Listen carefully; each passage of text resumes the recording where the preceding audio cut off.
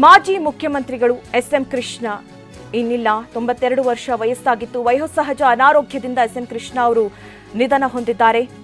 ಸದಾಶಿವನಗರದ ನಿವಾಸದಲ್ಲಿ ಕೃಷ್ಣ ಅವರ ಅಂತಿಮ ದರ್ಶನಕ್ಕೆ ವ್ಯವಸ್ಥೆಯನ್ನು ಕೂಡ ಮಾಡಲಾಗ್ತಾ ಇದೆ.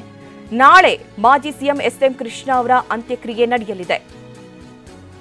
ವಿದೇಶದಿಂದ ಪುತ್ರಿ ಮತ್ತೆ ಸಂಬಂಧಿಕರು ಬರಬೇಕಾಗಿರುವಂತಹ ಕಾರಣದಿಂದ ನಾಳೆ ಎಲ್ಲಾ ಪ್ರಕ್ರಿಯೆಗಳು ಕೂಡ ನಡೆಯುತ್ತೆ. ಮಂಡ್ಯ ಜಿಲ್ಲೆ ಮದ್ದೂರು ತಾಲೂಕಿನ ಸೋಮನಹಳ್ಳಿ ಗ್ರಾಮದಲ್ಲಿ ಅಂತಿಮ ವಿಧಿವಿಧಾನಗಳು ನೆರವೇರುತ್ತೆ. ಈ ಬಗ್ಗೆ ಮಾತನಾಡೋದಕ್ಕೆ ಯುಟಿ ಖಾದರ್ ಅವರು ನಮ್ಮನ್ನ ಜಾಯ್ನ್ ಆಗಿದ್ದಾರೆ. ಸರ್, ನಾವು ಈಗಾಗಲೇ ಎಸ್.ಎಂ. ಕೃಷ್ಣ ಅವರನ್ನ ಕಳೆದುಕೊಂಡಿದ್ದೀವಿ. ಆದರೆ ಅವರ ರಾಜಕೀಯ ಜೀವನವನ್ನ ನೀವು ಕಂಡಂತೆ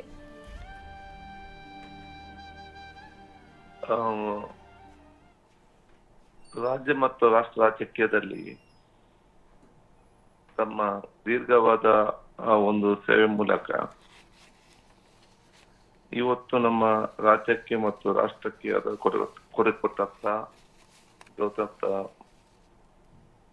ಮಾಜಿ ಮುಖ್ಯಮಂತ್ರಿಯು, ಮಾಜಿ ಸಭಾಧ್ಯಕ್ಷರಾಗಿ, ಮಾಜಿ ಗವರ್ನರ್ ಆಗಿ, ಮಾಜಿ ಕೇಂದ್ರ ಸಚಿವ ಕೆಲಸ ನಿರ್ವಹಿಸಿ ನಮ್ಮನ್ನು ಅಗಲಿದಂತಹ ಎಸ್.ಎಂ. ಕೃಷ್ಣರವರ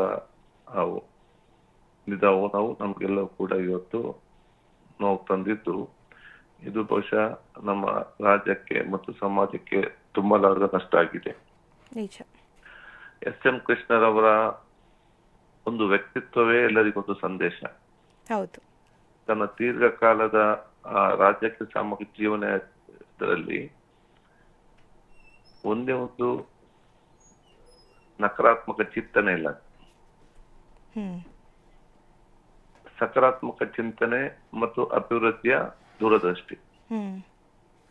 ಎಂದೂ ಕೂಡ ಅವರು ದ್ವೇಷದ ಮಾತುಗಳು ಅಥವಾ ಇನ್ನೊಬ್ಬರನ್ನು ಹೀಯಾಳಿಸುವಂತ ಮಾತುಗಳು ಅವರ ಒಂದು ಕೂಡ ಮಾತು ನಾವು ನೋಡ್ಲಿಲ್ಲ. ಅದು ಅವರು ಸಭಾಧ್ಯಕ್ಷರಾಗಿದ್ದಾಗ ಕೂಡ ನಡ್ಕೊಂಡಂತ ರೀತಿ, ಮುಖ್ಯಮಂತ್ರಿ ಇದ್ದಾಗಲೂ ಕೂಡ ಅವರ ಆ ಗಂಟೆ ಗೌರವ ಮುಖಾಂತರ ಅವರ ಮಾತುಗಳು ಎಲ್ಲ ರಾಜಕಾರಣಿಗಳಿಗೆ ಇವತ್ತೊಂದು ಸಂದೇಶ ಆಗಿದೆ. ಕಳೆದ ದಶಕದಲ್ಲಿ ಅತ್ಯಂತ ದೂರದೃಷ್ಟಿತ್ವದ ಒಂದು ಮುಖ್ಯಮಂತ್ರಿ ಆಗಿದ್ದುಕೊಂಡು ತಮಗಿರುವಂತಹ ಅನುಭವವನ್ನು, ದೂರದೃಷ್ಟಿಯ ಅಭಿವೃದ್ಧಿಯನ್ನು ಕನಸು ನನಸಾಗಿ ಮಾಡಿದರು. ನಿಜ ಸರ್. ಈಗ ಸದ್ಯ ಅಧಿವೇಶನ ಕೂಡ ನಡೀತಾ ಇರೋದ್ರಿಂದ ಈಗ ಎಸ್.ಎಂ. ಕೃಷ್ಣ ಅವರು ಹೀಗೆ ನಮ್ಮನ್ನ ಅಗಲಿರೋದ್ರಿಂದ ಹೀಗಾಗಿ ಅಧಿವೇಶನ ಮುಂದೂಡಿಕೆ ಆಗತ್ತಾ ಅಥವಾ ಯಾವ ರೀತಿಯ ನಿರ್ಧಾರವನ್ನ ಕೈಗೊಳ್ಳೋಕೆ ಮುಂದಾಗಿದ್ದೀರಿ ಸರ್? ಈ ಸಂಬಂಧಪಟ್ಟಾಗ ನಾವು 10 ಗಂಟೆಗೆ ನಮ್ಮ ಬಿಸ್ನೆಸ್ ಅಡ್ವೈಸರಿ ಕಮಿಟಿ, ನಮ್ಮ ಸರ್ವಪಕ್ಷ ಒಳಗೊಂಡ ಉನ್ನತ ಮಟ್ಟದ ಒಂದು ಸಮಿತಿ ಇದೆ. ಆ ಸಮಿತಿಯನ್ನು 10 ಗಂಟೆಗೆ ಮೀಟಿಂಗ್ ಕರೆದಿದ್ದೇನೆ.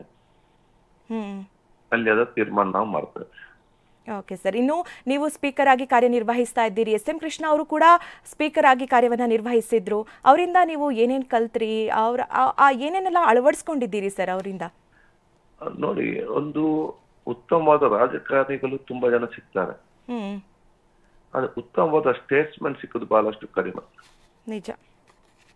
ಅವರು ಸ್ಪೀಕರ್ ಆಗಿ ಅವರ ಮಾತುಗಳು ಅಥವಾ ಮುಖ್ಯಮಂತ್ರಿ ಆಗಿದ್ದಾಗ ಮಾತುಗಳು ಅಥವಾ ಅಧಿಕಾರಿ ಯಾವುದೇ ಹುದ್ದೆಯಲ್ಲಿದ್ದಂತ ಮಾತುಗಳು ಮತ್ತು ಅವ್ರ ನಡವಳಿಕೆ, ಅದು ಎಲ್ಲ ರಾಜಕಾರಣಿಗಳಿಗೆ ಕೂಡ ಒಂದು ದೊಡ್ಡ ಮಟ್ಟದ ಸಂದೇಶ. ಅವರ ವ್ಯಕ್ತಿತ್ವವೇ ಆ ಸಂದೇಶವನ್ನು ಕೊಡ್ತದೆ. ಇಷ್ಟು ದೀರ್ಘಕಾಲದ ಅವರ ಜೀವನವನ್ನು ಅತ್ಯಂತ ಗೌರವ ಮತ್ತು ಘನತೆಯಿಂದ ಅವ್ರು ನಡೆಸಿಕೊಂಡು ಬಂದಿರುವುದು ಬಹುಶಃ ಎಲ್ಲ ಯುವ ಜನಾಂಗಕ್ಕೆ ಮತ್ತು ರಾಜಕಾರಣಿಗಳಿಗೆ ಒಂದು ಮಾದರಿ ಅಂತ ಹೇಳಿ ಇಚ್ಛಿಸುವಂತದ್ದು. ಮತ್ತು ಅವರ ಅಧಿಕಾರದ ಕಾಲದಲ್ಲಿ ಬೆಂಗಳೂರು ಮತ್ತು ಕರ್ನಾಟಕವನ್ನು ದೇಶದಲ್ಲಿ ಮತ್ತು ವಿಶ್ವದಲ್ಲೇ ಗುರುತಿಸಿಕೊಳ್ಳುವಂತ ಅಭಿವೃದ್ಧಿಯ ಹಲವಾರು, ಅದು IT ಇರಲಿ, ಫ್ಲೈಓವರ್ಸ್ ಇರಲಿ, ಡೆವಲಪ್ಮೆಂಟ್ ಇರಲಿ,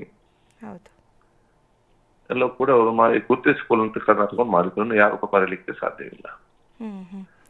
ಅವರು ಒಂದು ಕಡೆ ಅಂತ ಅಲ್ಲ, ಈಗ ಸ್ಪೀಕರ್ ಆಗಿ ಕಾರ್ಯನಿರ್ವಹಿಸಿದ್ರು, ಕೆಪಿಸಿಸಿ ಅಧ್ಯಕ್ಷರಾಗಿದ್ರು, ಸಿಎಂ ಆಗಿದ್ರು, ಸಚಿವರಾಗಿ ಕೆಲಸ ಮಾಡಿದ್ದಾರೆ, ಹಲವು ವಿಭಾಗದಲ್ಲಿ ಸಚಿವರಾಗಿ ಕೆಲಸವನ್ನು ಮಾಡಿದ್ದಾರೆ, ಎಲ್ಲಾ ರೀತಿ ಕಾರ್ಯವನ್ನು ನಿರ್ವಹಿಸಿದ್ರು. ಆದ್ರೂ ಕೂಡ ಅವರ ವ್ಯಕ್ತಿತ್ವದಲ್ಲಿ ಅಷ್ಟು ಸರಳತೆ, ಸಜ್ಜನಿಕೆ ಇತ್ತು ಅಂತ ಅಂದ್ರೆ ಏನ್ ಪ್ರೇರಣೆ ಅಂತ ಇರ್ಬೋದು ಸರ್?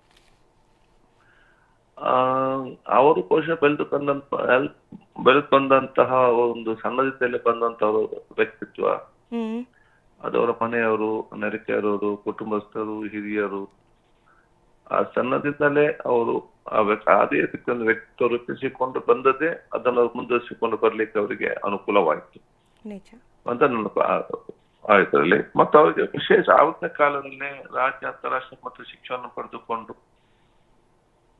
ಅದು ತುಂಬಿದ ಕೊಡ ಆಗಿತ್ತು. ಯಾವ ಮಾತು ತುಂಬಿದ ಕೊಡ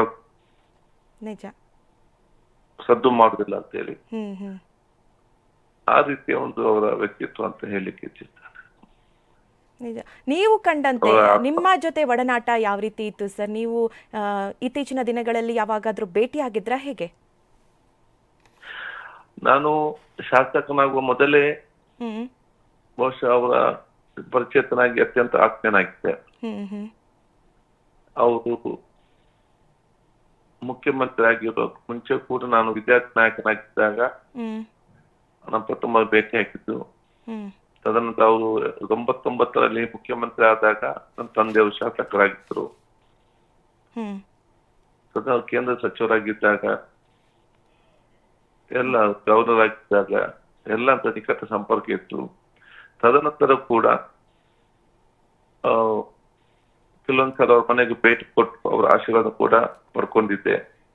ಅಷ್ಟು ಮಾತ್ರ ಅಲ್ಲ, ಅವ್ರು ದೊಡ್ಡ ಮಕ್ಕಳ ಇನ್ನೊಂದು ವ್ಯಕ್ತಿತ್ವ ಗುಣ ಏನ ಕೇಳಿದ್ರೆ, ಹಬ್ಬ ದಿನಗಳಲ್ಲಿ ಅವರ ಅಧಿಕಾರ ಹೋದ ನಂತರ ಕೂಡ ಅವರು ಮಾಜಿ ರಾಷ್ಟ್ರಪತಿ ಕೂಡ